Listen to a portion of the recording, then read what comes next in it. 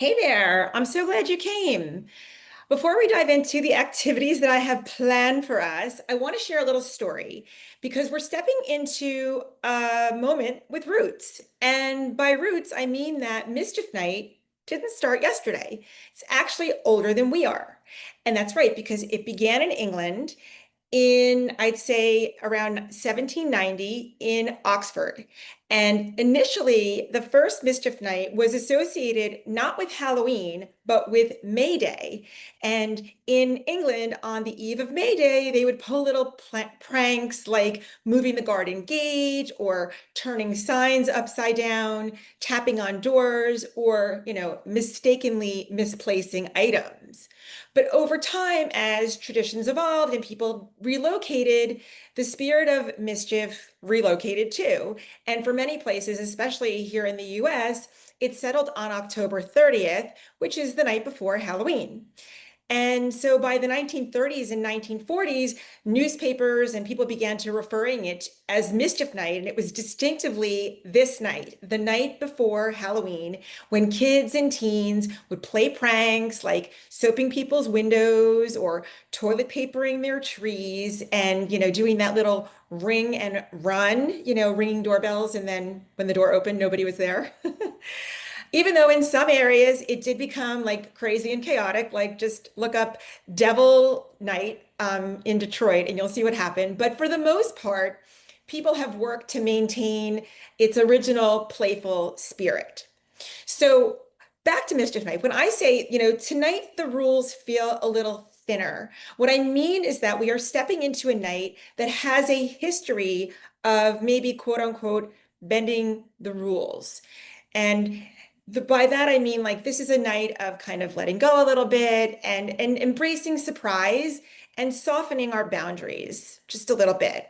And that's why this night is perfect because I wanted to do this little reading with you tonight because the world around us resonates with possibility.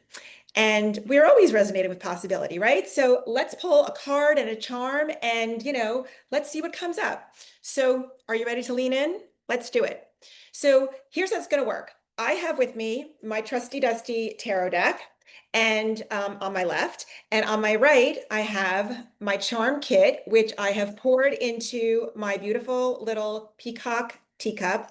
And what I'm going to do is I'm going to pull a card and I'm going to pull a charm and I'm going to give you a message, which I'm going to be doing right along with you. And you get to decide which one you would like to go with, which one resonates with you, and how you want to maybe use this to give you a message tonight. And it doesn't need to be elaborate. I would just say, trust your intuition. So let's see what insights reveal themselves. So I'm shuffling the cards.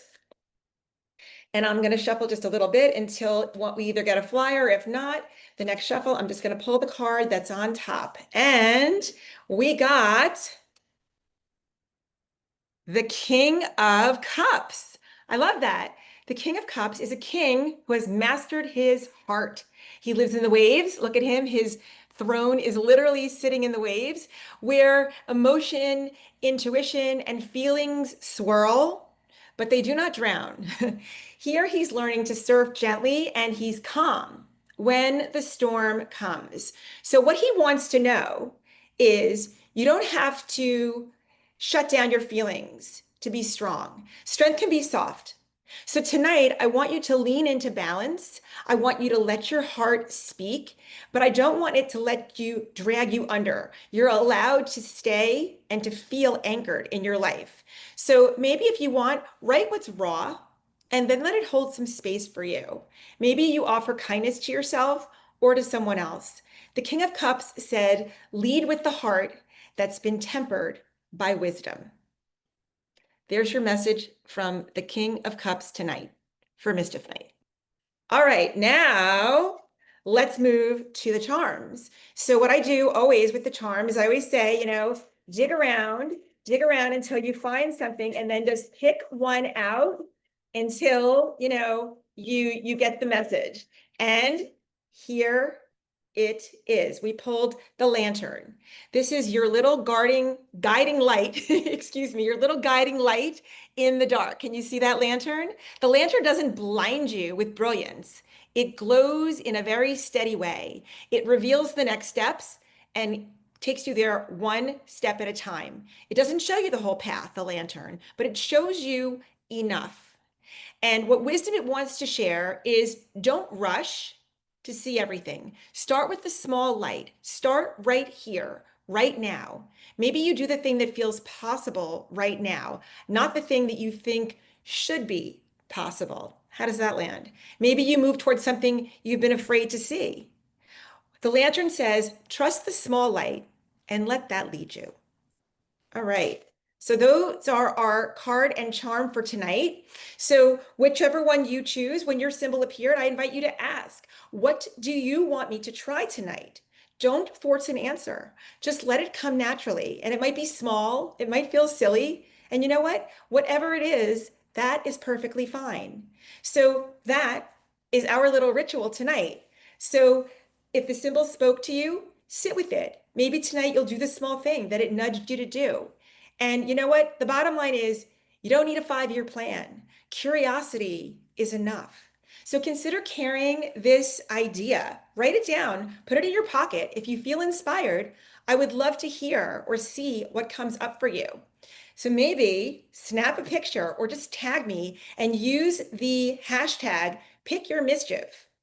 Or you know what? If you feel like you just want to keep it sacred and really personal and special to you, I hold that and I express that for you as well. So however you want to step into this, may your night be softer, may your edges feel looser, and may your heart feel a little bit braver tonight on Mischief Night. Thank you so much for stopping by. I wish you a super fun Halloween. Are you dressing up? Let me see your costumes. All right, I look forward to talking to you soon.